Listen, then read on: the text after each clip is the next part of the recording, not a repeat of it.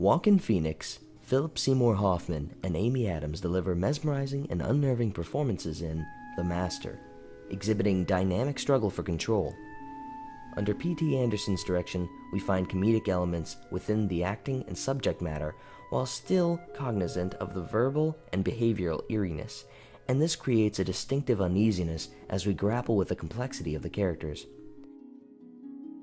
As tension within the film continually builds between the perfection-seeking cult leader and the hopelessly inebriated sex addict, a similar discomfort is manifested through the motif of laughter. In semiotics, the act of laughing has a strange sort of duality, as it provides physical signals for both mirth and anxiety.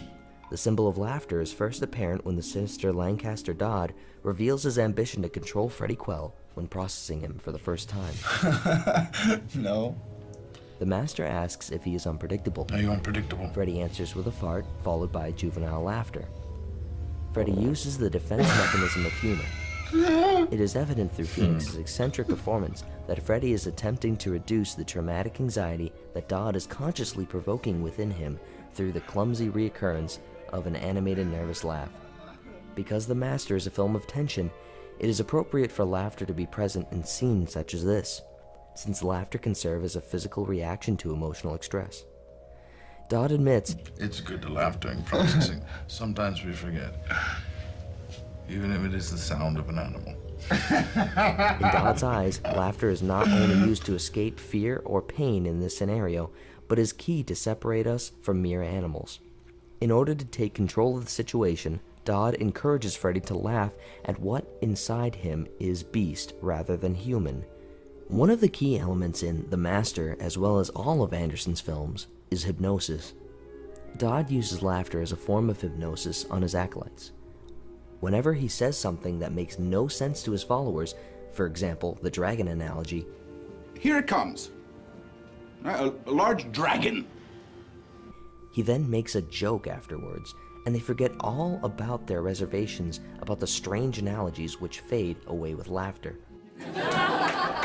Dodd is glorified by the laughter of others despite the nonsensical content of his monologues, demonstrating how he holds power despite processing no real logic or meaning. Dodd uses processing on a woman whose neck was in pain.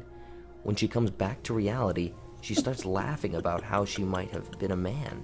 Her master looks down upon his patient with a calm air of dominance. The laughter serves as a mental sedative to his followers, glazing over inconsistencies and dispelling questions to the veracity of his statements. In the case of Freddie, when the alcoholic gives in to Dodd's processing after failed attempts at humor, he becomes as part of Dodd's flock, and Dodd can easily control him with witty jokes. Another recurring motif manifested in Anderson's filmography is the presence of flawed and obsessive men who continuously wrestle with their personal demons. By burrowing deep into the psyche of these individuals, like in There Will Be Blood or Boogie Nights, the Master looks at questions that largely revolve around why men choose to search for love and reassurance in dangerous places or through unwholesome practices, as well as how laughter serves as a coping mechanism. Driven by primal tendencies, Freddie Quell embodies this plight and perpetuates the tortured nature of humanity. Freddie appears willing to expunge his defects in order to fit in with a post-war society. Lancaster Dodd also appears to hold personal demons, which are revealed when he snaps at those who question the cause.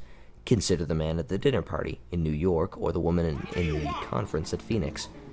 While most of Freddie's immoral practices can be traced to some sort of familial tension, the reasons for Dodd's defects are less certain.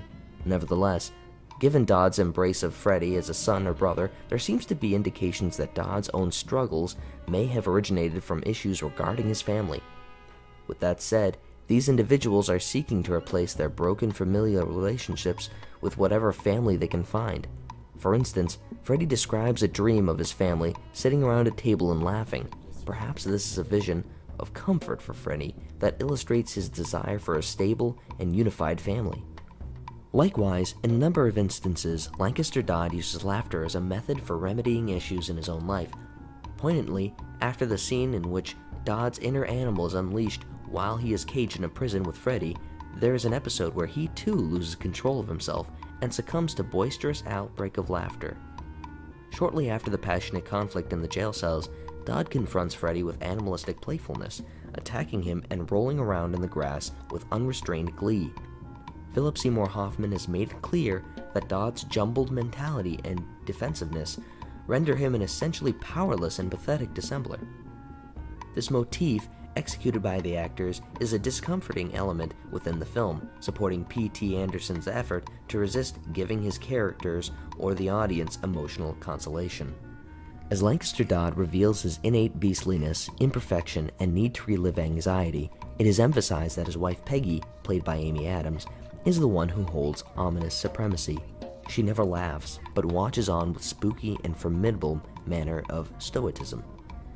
Peggy demonstrates that she is the person who holds control by not succumbing to the kind of emotion that Freddy and Dodd possess. For example, the naked female dancing scene contains laughter, while Peggy sits in the midst of the celebration with crossed legs and a solemn countenance. Amy Adams understands that Peggy has a certain amount of control over Lancaster, and with her research of women's roles in post-World War II, it is evident that she plays the character accurately. In her interview with NPR, she explains, A long time ago, I read a book called The Feminine Mystique. In The Feminine Mystique, she talked a lot about women's roles in World War II and sort of how that translated post-World War II. Their roles were a little less traditional than they'd been before, and then when the men came back, they sort of went into the background again. And I saw my character as somebody who was very focused on education, was very educated, very smart, but given the climate, felt like she was more powerful behind a man than in front of a man. Peggy does not hold back when behind closed doors, as she drills Lancaster about the cause, saying they need to attack and defend. Peggy is a menacing character, empowering for the role of woman, but she may overstep her boundaries. Laura Mulvey, a British feminist film theorist, says that women in film are portrayed as the mother, passive, bear of meeting. Likewise, Peggy can be seen as a pleasant woman, but she has a stern attitude and face, as we especially see in the scene where she orders Freddy to change the color of her eyes from green to blue to black. The lack of laughter in Peggy's personality shows that she is capable of controlling men and that her role as a woman does not dismiss her large amount of power in the cause. Throughout the film, Anderson uses laughter as a representation of human submission. Towards the end of the film, the idea is encapsulated in Freddy's eventual freedom from the cause. Dodd and Freddy are playing a game called Pick a Point, in which they pick a spot in the distance and drive a motorcycle as fast as they can towards the point. One key feature of the scene is the release of laughter and joy that Dodd has while riding, while Freddy, who interestingly rides in the opposite direction as Dodd, remains stone-faced as he drives off, no longer under the controlling grasp of Dodd. When Freddy discovers that Doris, his presumed true love, has married another man in his absence, he once again feels lost and needs to grasp onto something. He returns to Dodd in hopes of once again having a master without actual commitment to the cause itself. In the final scene between Dodd and Freddy, there is an uneasiness and tension between the two characters. Their relationship is clearly no longer the playful and laughter-filled friendship it once was, but rather, Dodd tells Freddy, What if you figure a way to live without serving a master? Any master. Then let the rest of us know, will you?